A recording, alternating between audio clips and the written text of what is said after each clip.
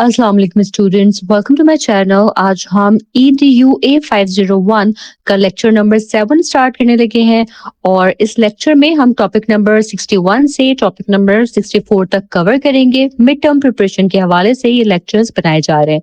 तो चलिए स्टार्ट करते हैं टॉपिक 61 के साथ, जो कि है the working context of Pakistani teacher. इस टॉपिक में हम ये समझते हैं कि पाकिस्तान में टीचर्स का वर्किंग कॉन्टेक्स्ट एक जैसा नहीं होता, बल्कि हर जगह डिफरेंट होता है। हर टीचर का एक्सपीरियंस उसकी लोकेशन, इंस्टीट्यूशन और एनवायरनमेंट के हिसाब से चेंज होता रहता है। मिसाल के तौर पर एक टीचर जो बड़े शहर में प्राइवेट स्कूल में काम कर रहा है, उसका वर्किंग एनवायरनमेंट बिल्कुल डिफरेंट होगा उस टीचर से जो किसी गाँव या गवर्नमेंट स्कूल में पढ़ा रहा है।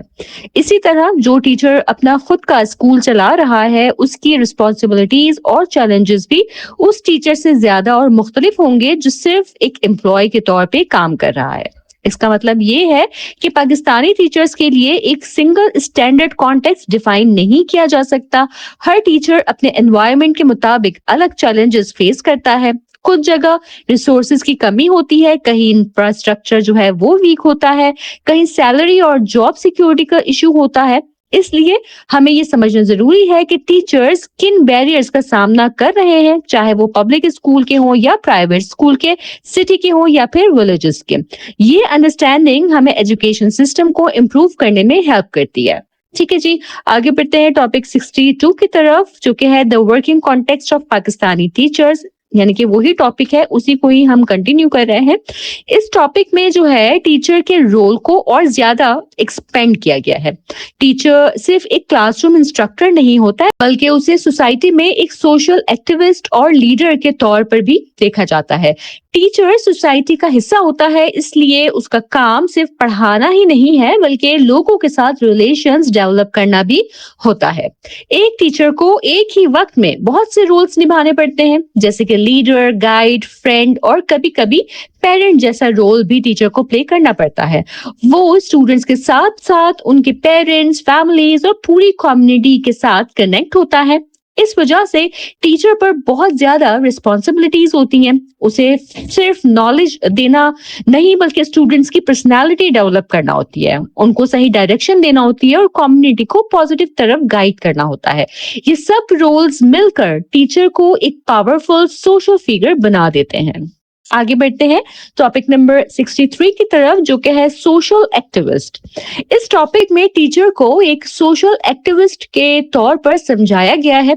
सोशल एक्टिविस्ट वो होता है जो कम्युनिटी के इश्यूज में एक्टिवली पार्टिसिपेट करता है और उन्हें सॉल्व करने की कोशिश करता है। इसी तरह टीचर को भी कम्युनिटी के सोशल एक्टिविटीज में हिस्सा लेना चाहिए, खास तौर पर अर्ली एजुकेशन लेवल से।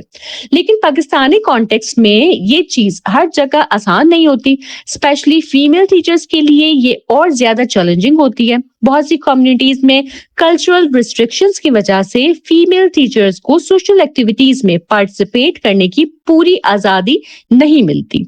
इसलिए ये सवाल उठता है कि क्या हमारी सोसाइटी टीचर्स को, खास तौर पर फीमेल टीचर्स को, एक सोशल एक्टिविस्ट के तौर पर एक्सेप्ट करती है या नहीं।